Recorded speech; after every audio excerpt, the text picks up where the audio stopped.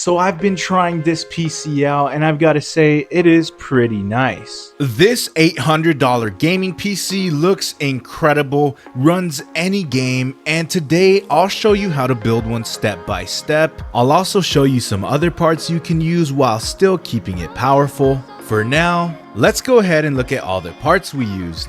For the processor, we're going with the Ryzen 5 7600X. This is the best processor for about $200. You can save like $50 to $80 by going with the Ryzen 5 7500. You can get them on eBay or AliExpress and they pretty much perform the same. The only difference is the integrated graphics. Now to keep our CPU cool, I went with the Thermalright Frozen Knot for only $50.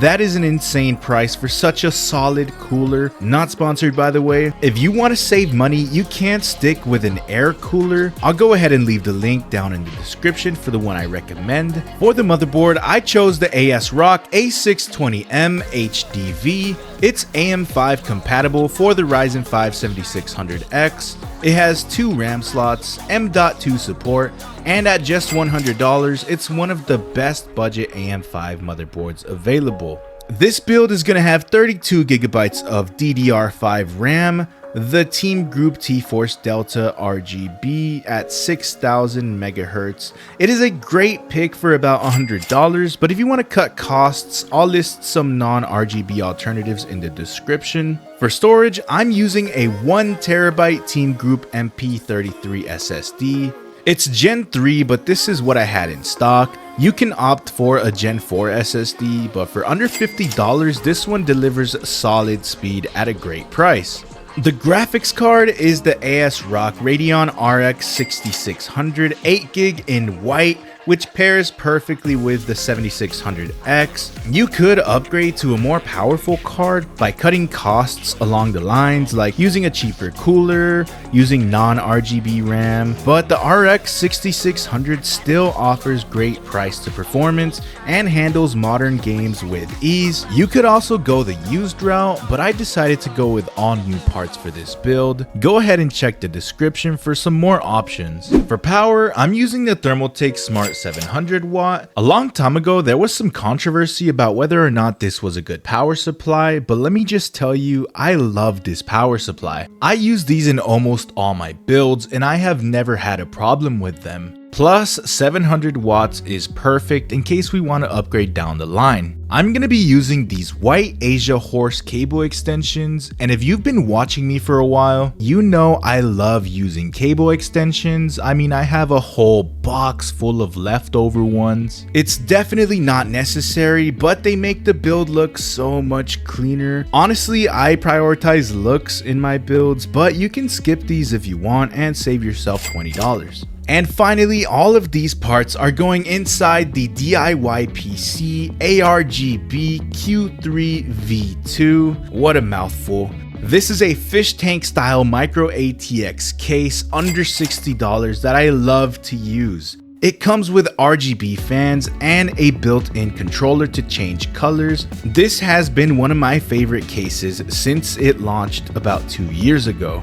But now let's go ahead and put it all together, starting with the motherboard. These tiny screws are for the SSD. We're gonna hold on to these. They are super easy to lose, so keep them in the baggie. And usually I throw away my manuals, but you're gonna wanna hold on to this one. It can actually be pretty helpful. Now onto the actual motherboard itself, and look at this thing. It is absolutely beautiful, nothing too special about it. I just think it looks pretty nice. I love how it has a bunch of gray in it, which is gonna go perfect with our build. A lot of people like to put the motherboard on the box and use it as sort of like a workspace to start the build. Let's go ahead and lift up this lever so that everything is all set up for our CPU. Now we can go ahead and grab our processor. Like I mentioned, this is the best CPU for the price. This one is AM5, which is AMD's newest platform. We're gonna go ahead and take it out of the packaging and bring it over to the motherboard. You're gonna want to find the golden triangle in one of the corners and line it up with the triangle on the motherboard.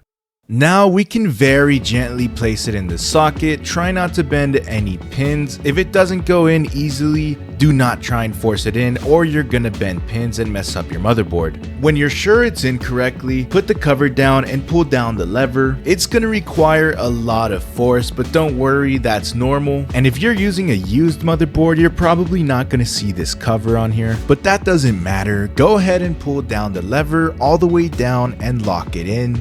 Now we can go on to our RAM. I'm going with the T-Force Delta R RGB. As long as it's DDR5, you'll be okay. That's what's compatible with AM5. You're gonna want to line up this little notch on the RAM with the notch in the motherboard.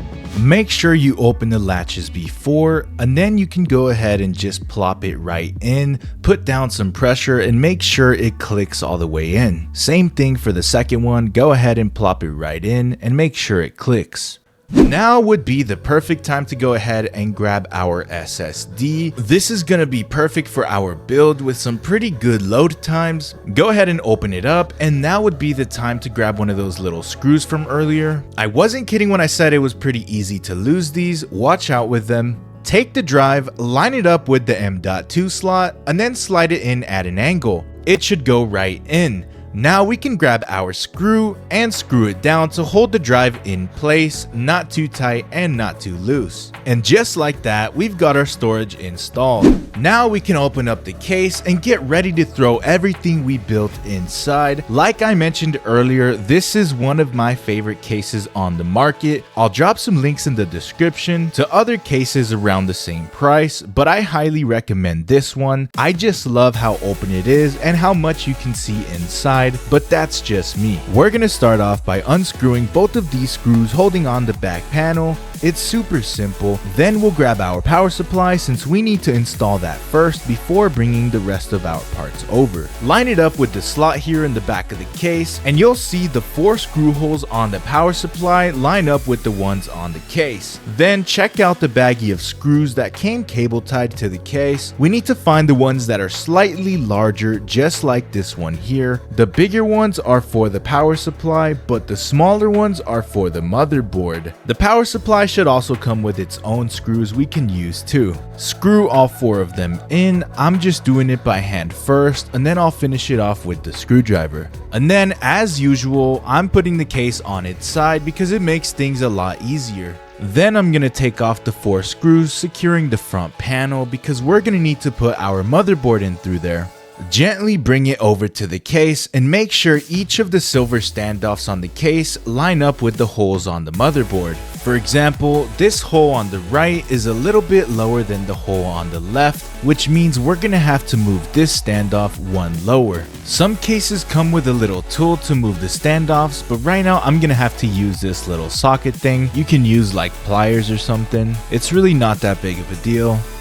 Guys, I forgot to install my I/O shield. I hate to admit how many times I do this. Before we install the motherboard, we're gonna take the I/O shield that came with it, and we're just pretty much gonna make sure all the holes in it align with the motherboard, and we're just gonna try to lock it in against the case. I don't know what it is about this part, but it just takes forever sometimes. I suck at this, but I was finally able to get it to stick. Now you can screw the screws into the motherboard. You only need to do a few of them, but I'm doing all 6. Let me bring over the CPU cooler. I don't know what it is about white PC parts. I just think they look so freaking clean. Inside this box, you'll find a bunch of different screws and brackets. This right here is the main part that we're going to be working with. It's super simple. It already comes with 2 ARGB fans pre-installed.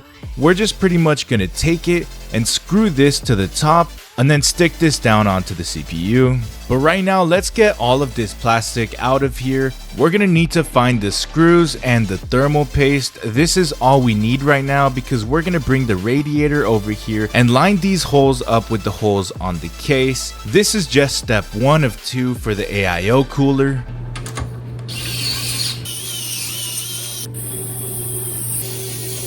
Some people choose not to do these middle screws, but I'm going to go ahead and do it for the sake of the video. It is a lot more secure. I would recommend just doing it. And then we can bring over that mesh cover that was on the top to conceal the screws. Now on to step 2, we're going to bring over this AM5 bracket. Make sure you take off this plastic before. I was actually troubleshooting a client's PC. Their CPU temperatures were super high. It turns out this was the problem. Go ahead and put the bracket on here and twist it to lock it in place. Make sure it's locked nice and firm.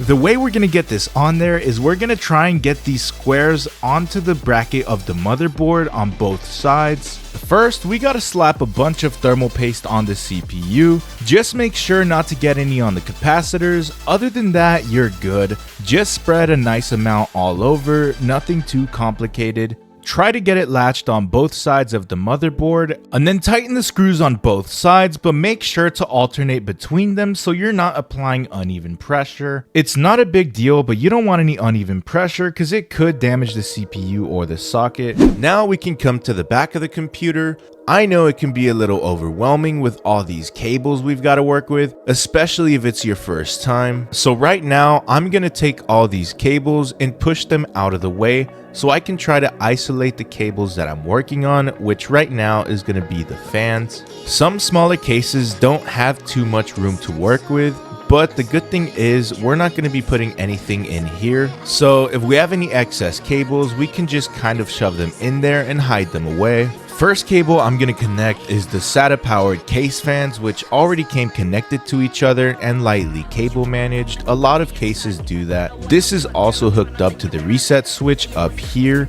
So the reset button is how we'll be changing the colors on the fans. So we already pretty much have it all set up for us. All we got to do is connect this to the SATA power on our power supply. And now whenever we turn on our PC, these case fans will be on. So each fan has 2 connectors. The one with 4 pins is what is responsible for making them spin, and then the 3-pin one that kind of has like an empty space in the middle is for the RGB. That's responsible for making them light up.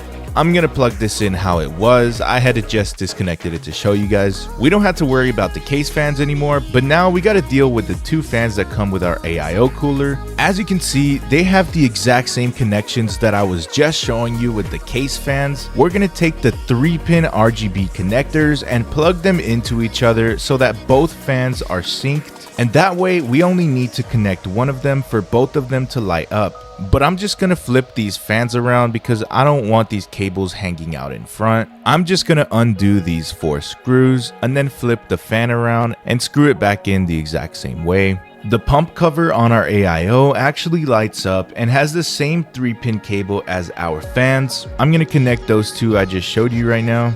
And then I'm also going to connect that pump that lights up. So now all 3 are connected. And some people like to wrap electrical tape around so that no cables come loose. I'm not going to do all that. But what I will do is kind of just bunch these 3 together and connect them to one of the case fans, just like I've been doing.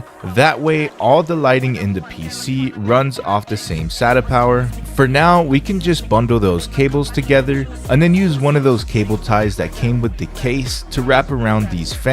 And then once we're done, we'll tuck them out of the way. And now we are all done with our lighting. This splitter comes with the AIO cooler, and it's pretty much for us to connect the 2 fans into, so that now we'll only have to plug in 1 cable instead of 2. So I'm gonna feed that to the front of the case and connect it to the motherboard. Now we have this cable, which is for the actual liquid cooler. It's for the pump, so we're gonna connect that to the dedicated header.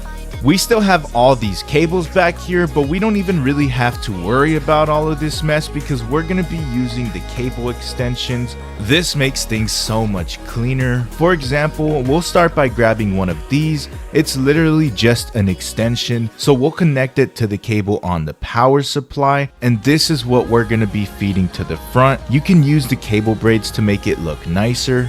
Once you've got them all on there, we're going to feed this to the front and then connect it to the motherboard. Make sure you have it all the way in, and there you go. Now I'm actually going to take the excess and just push it away somewhere in the case. We've got some space under the power supply, really just as long as it's tucked away somewhere out of the way. We'll do the exact same thing, but with our CPU cable now. Connect the extension, get it all braided up, feed it through to the front, and just get it connected. This is where we're at right now. It's looking super nice. finally we can get our graphics card. This is the ASRock RX 6600 Challenger in white, and look at this thing, it is so beautiful. I'm gonna get all the plastic off of this thing, so satisfying. This part not so satisfying. On the side of the case, we have to remove one of these PCIe covers. Just bend it back and forth until you're able to easily break it off. Line up the graphics card with the slot on the motherboard and just push it in. Make sure it locks in and that it's nice and secure. And then we can take one of these screws that came with the case and use it to secure the graphics card better.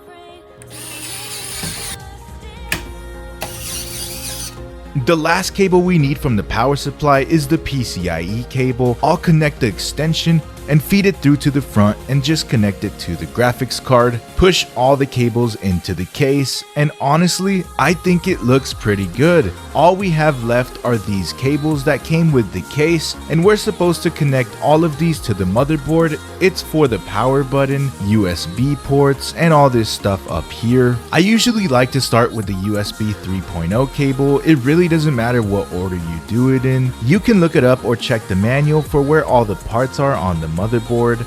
Next, I'll do the HD audio cable, and you'll see that the motherboard literally says HD audio on it. You'll see that the connection matches the pins on the motherboard, and just connect it. Same thing for our USB cable. It even says USB on the motherboard, and the pins match our cable. Personally, I'm not going to plug any of these in. The only one I care about is the power switch, so we can turn our PC off and on, and these are kind of not even necessary. They just light up when the PC is on or when the hard drive is working. Honestly, pointless to me. I'll connect the power switch. If you decide to add more storage, or if you're using one of these SSDs for storage, just plug it into SATA power and use one of the cables that came with the motherboard so that the SSD is connected. You can mount this to the case by screwing it on there if you really want to, but other than that, we're all done here and we can slide the back panel back on. I'm going to plug an HDMI cable to the graphics card for now to test it. A moment of truth, I pressed the power button, all the lights are on, the fans are spinning, it looks incredible, but when we take a look at the screen, nothing's popping up. We did nothing wrong. I'm starting to worry a little bit, so I'm gonna have to troubleshoot. If this happens to you, take the RAM out and put it back in to see if that fixes it. I took the graphics card out to see if that was the issue, but still nothing. I finally realized that I had the monitor input set to DisplayPort instead of HDMI, and thankfully this is all that was wrong. Now it's time to put this thing in my setup and get everything connected so that we can test out some games and see how well it'll perform. This thing is looking so great. Let's check it out. The first game I decided to test was Fortnite on performance settings. I took about a 6-month break, but played a few times this season, and a lot has changed. As we're jumping out of the bus, it looks like the FPS is at a steady 240. There are no dips, solid performance. This is great to see. Let's see if it stays this way throughout the whole game. Right off the bat, the first chest I open has some minis, so of course I go ahead and take those, and then I see someone running up on me. It obviously looks like a bot. This guy didn't fight back at all. He's kind of just running straight into me. Someone else started shooting at me, and it is so obvious that I'm in a bot lobby right now. I don't know what's going on. I can literally just stand here and this guy's not going to hit any of his shots. You don't even have to waste any builds on these bots. Still at a solid 240 FPS, somebody else ran up on me, and again, it's either a bot or a little kid or something, someone who doesn't ever play this game. Okay, now keep in mind, I am the rustiest I've ever been. I'm missing all my shots. I can't even hit my builds, but I can literally dance on this guy and still manage to kill him. That says something about this guy's skill. Probably gotta step it up or stick to Minecraft or something. I'm being sandwiched by two solos here, but I end up cracking one of their shields and decide to push. After a while, I end up dying the stupidest way. I end up killing this guy, but he took me down with him. Oh well, whatever. The next game we're going to be testing out is Valorant. Now, Valorant is a relatively easy game to run, but I still decided to include this in the benchmarking, considering a lot of people always wonder if their PC is going to be able to run it or not. The answer is yes, this PC can definitely run Valorant at 240 FPS. It's super smooth and you're not going to see any stuttering. Next up, we're testing Marvel Rivals. I just started playing it recently, and while it does hit 240 FPS, it's usually sitting at around 200. I do have my second monitor on, and I could tweak some settings to get it to a steady 240, but honestly, it still runs super smooth and feels great to play. I also tested out a few other games like Cyberpunk and Apex Legends, but keep in mind, this PC should be able to run any game.